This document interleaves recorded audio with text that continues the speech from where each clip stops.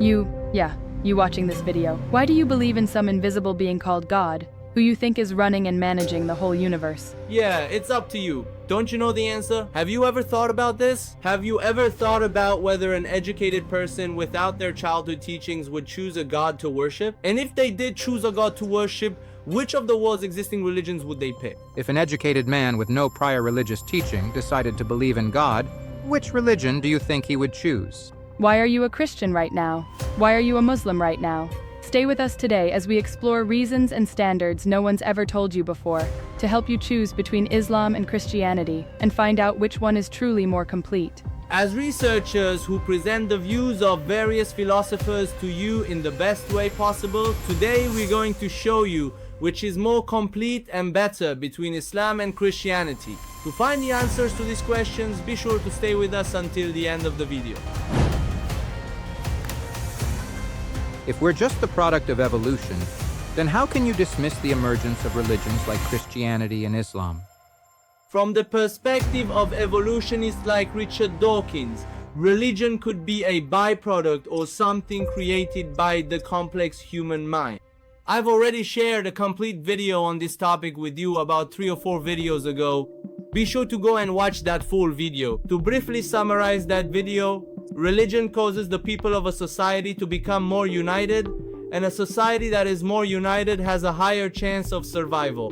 And likewise, when the leader of a society gives an order of self-sacrifice to the people, an individual might not accept it. But if the leader says it comes from God and says that God wants this for you, many people will selflessly comply with such a request. And in fact, religion creates a hero in this context. And another reason is both the reduction of stress and the increase of hope, as well as providing answers to questions that humans cannot otherwise answer. For example, what happens after death? Destruction is what awaits a person. Humans do not like complete annihilation, and these circumstances lead them to believe that religions and a God exist. Another reason we can reject the emergence of religions like Christianity and Islam is the flaws and defects that exist within these religions. Let's take a look at some of their shortcomings together. Problems with Islam. Some verses of the Quran are ambiguous and convoluted. For example, these verses about jihad have led ISIS to claim that their interpretation is correct, while some other Muslims interpret these verses differently. There are also other verses known as abrogating and abrogated verses, meaning that a later verse contradicts an earlier one and actually corrects it. This itself can be considered one of the problems, as it undermines the internal consistency of the Quranic text. The second contradiction and problem with Islam is that some of its verses are very difficult to reconcile with the modern world. For example, there are verses related to women, as well as rulings about slavery, which have no relevance in today's world. This is another flaw that is pointed out. Many people ask why Muhammad did not have any physical miracles. Muslims, however, have an answer for this flaw as well. They say that Muhammad's miracle was the Quran, which is meant to remain eternal, while a physical miracle would have been limited to that specific time. Now, let's look at the contradictions and issues raised against Christianity. The first is the concept of the Trinity. In fact, seeing God as 3 persons doesn't make sense logically or socially. The second criticism is the death of God. That is, for God to atone for people's sins, he must be killed. This too is problematic from a rational and philosophical perspective. And the third criticism of this religion is that salvation is only possible through faith. In other words, a virtuous person who does not have faith and is not monotheistic will not attain salvation. And the next criticism, which is the most important and the most frequent criticism directed at Christianity, is that there are many distortions in their holy book. In fact, this book has been altered. The first Gospels that were written were composed years after Jesus. And there are many contradictions among the different Gospels, as well as a wide variety of manipulations seen in the book. I have already recorded a complete video about this as well. And now I have a question for you, Doctor. Doctor, how do you reject evolution? I'm not denying evolution. I'm just saying that God isn't what religions describe. And since evolution can't fully explain our existence with 100% certainty, I believe there is a God, just not the one described in Christianity or Islam. Because there's no reason for a real God to create us, only to throw us into hell. I think God is more like energy, or maybe something we can't even imagine. and through evolution, he, or it, placed us in this universe. Doctor, that actually makes things even worse. Why would God create us, put us somewhere, and leave us completely clueless about what we're doing here? We eat, we sleep, we wander around, do whatever we want, evolve, and then we die. And until we die, we have no idea where we're going next. Here's my question. What if you die, and then suddenly wake up in the afterlife, and God asks you, the Abrahamic religions I sent, like Christianity or Islam, were true, and you ignored them. You lived in sin. What would you say? Aren't you scared? If you die and come face to face with the God of the Abrahamic religions, surely that God has much more logic and intelligence than you do. So if you tell him that the reasons that existed on earth weren't strong enough for me to accept you, and that those reasons were mostly based on feelings and had to be understood generation by generation, he will surely accept that from you. And if you tell him, you gave me reason, but I couldn't find you through simple logic and calculation, what then? Honestly, we can't even find a clear answer. There are just too many different ideas, and somehow they all feel right and wrong at the same time. So what are we supposed to do?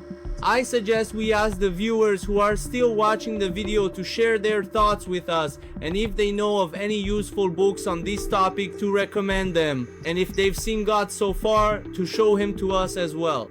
And in the next video, I want to show you, with reasoning, that if we accept God, things will get easier for us. And I'll show you, with evidence and proof, that Islam is the most complete religion. We just need to reach the conclusion that there is a God. On this channel, we're looking for the truth. We present different religions without religious bias.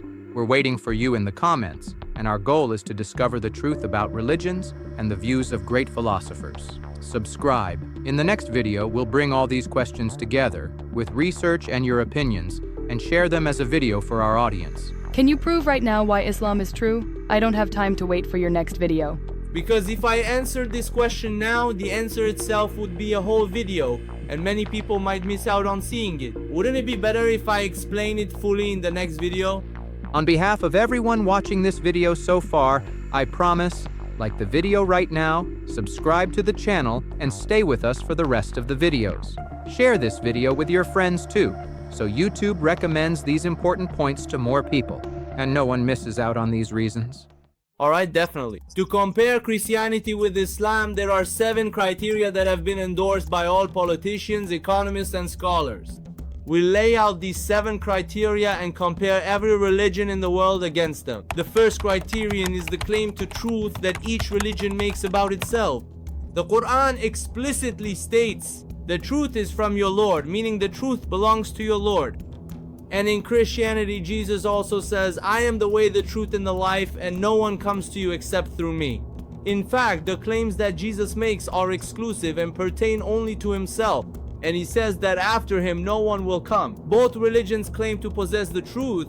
However, Islam has acted in a more logical and rational manner. And on the other hand, if we reject Christianity, we are in fact striking at the very root of Islam as well. Because Islam also acknowledges Christianity and says that there were prophets whom we sent before to guide you in those circumstances, and that we have presented a more complete religion after Christianity.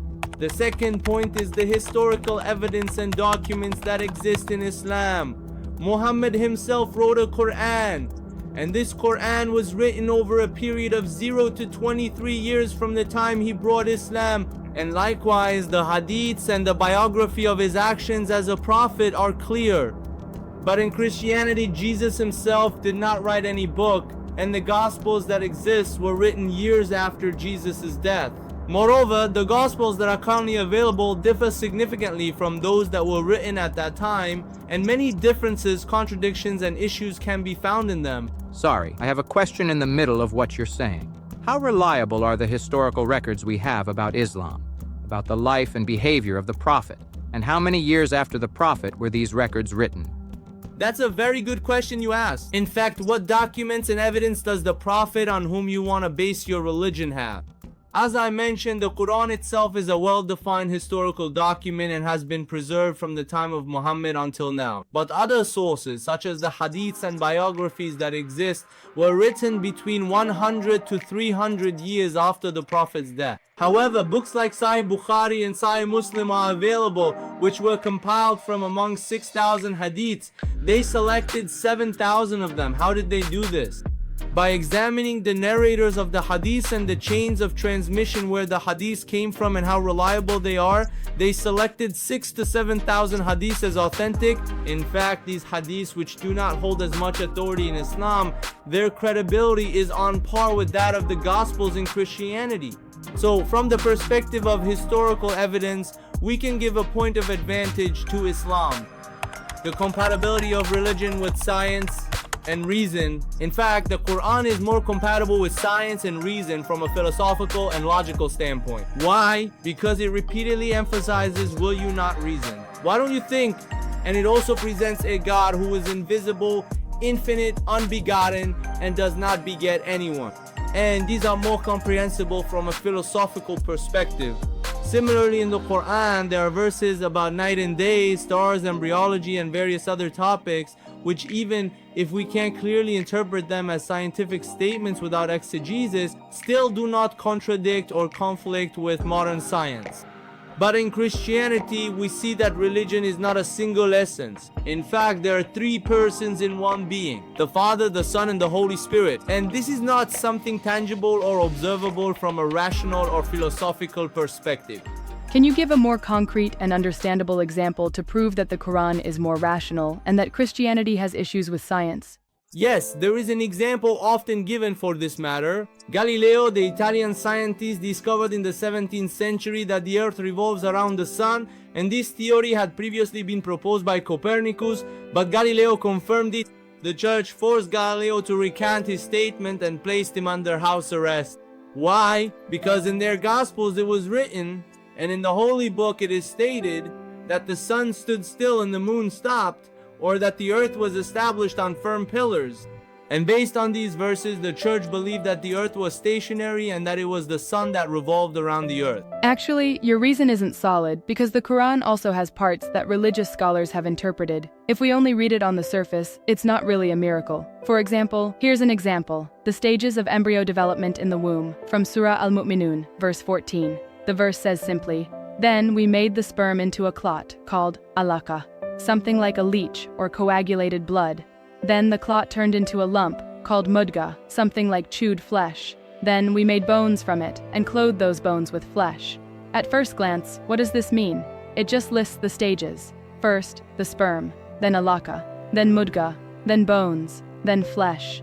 You might say, sure, the baby forms in the womb, that's normal. Some might even ask, why doesn't it mention DNA, or sperm and egg? But if we look closer, with science in mind, here's what we find. First, the terms have real scientific meaning. Nutfa means a drop of sperm, the very start of fertilization. Alaka means something hanging, or like a leech, just like the embryo's shape in weeks 2 to 3. Mudga means something like chewed flesh, just like the embryos look with bumps like teeth in week 4. Then bones form first, and muscles grow over them. That matches modern anatomy exactly. Second, the timing is accurate. Modern science confirms bones develop before muscles. The order in the Quran matches what we now know about embryonic development between weeks 3 and 8. Other Quranic verses also show this amazing alignment with science, but interpretations have evolved over time. Islamic scholars have changed their views as knowledge progressed. Let's look at some clear examples. First, the verse about the universe expanding, Surah Ad-Dariyat, verse 47. "And the heaven we constructed with strength, and indeed, we are its expander." Old interpretation. Classical scholars saw this as God's power to create the heavens, not a physical expansion. New interpretation. After the 20th century discovery that the universe is expanding, some modern scholars say this verse hints at that scientific fact. The word lamusi'un comes from a root meaning continuous expansion. So scientific discoveries changed how the verse is understood. Next, the verse about the sun's movement, Surah Yasin, verse 38, "And the sun runs on course toward its stopping point." Old interpretation. Most early commentators believed the sun moves around a fixed earth. New interpretation. With modern astronomy showing Earth orbits the sun, scholars now interpret runs as the sun's movement within the galaxy. The verse fits modern science perfectly, so a simple reading has become a scientific one. Finally, the creation of humans from clay, Surah Al-Hijr, verse 26. And we did certainly create man from sounding clay of altered black mud. Old interpretation. Early scholars believed humans were created instantly from clay. New interpretation. Modern thinkers suggest it refers to a gradual creation process, like geochemical evolution. From clay means the origin of the materials forming our bodies, not direct creation. This interpretation fits well with biology and evolution. Does this mean that the Arabic language has a problem? No, that's not the case at all. According to experts, Arabic is one of the most advanced languages. And even according to the Quran itself, as you can see, it says we sent the Quran in Arabic. Why? Because Arabic is a language that can convey meaning deeply. The fourth criterion is internal coherence and the absence of contradictions within the religious content itself. In Islam, the main principles are actually unified. God is one, the prophets are human, and God is an unseen and unlimited being. But in the Gospels, we see that in many places there are clear contradictions even among the four Gospels themselves. In Christianity, the relationship between faith and deeds is also unclear. In some places, only faith is sufficient, and in other places we see that deeds are also a condition. Similarly, the Gospels were written by different authors and do not have a unified, cohesive structure. But this is not the case in Islam. It is completely organized and designed in a unified way. The fifth criterion for comparison is the impact on the individual and society. The actions that Islam recommends are mostly social action, but the actions that Christianity recommends are mostly individual and spiritual. The sixth criterion is universality and the absence of racial limitations. From the very beginning, the Quran has presented itself as universal, but Christianity was not universal at first and was specific to one people. Later, through various interpretations, it was portrayed as universal. Our seventh and final criterion is the way of connecting with God. In fact, in Islam, the way of connecting is expressed more clearly through prayer, supplication, and remembrance. But in Christianity, this connection is mostly emotional and lacks understanding and tangible experience. In reality, it does not have a structured and organized way of connection. Well, that's enough for today. We will answer the rest of the questions later in future videos. If you're interested in this type of content and want to learn everything about religions from the perspective of great philosophers and historians without religious bias, be sure to subscribe to our channel. A lot of effort has gone into making this video you just watched. To keep us motivated, please make sure to like, subscribe to our channel, and share these videos with your friends. Until the next video, goodbye. This video was very educational for me. Along with learning a lot, I'm glad I could raise awareness among people. I ask everyone to definitely like and subscribe, and to join us in continuing this research.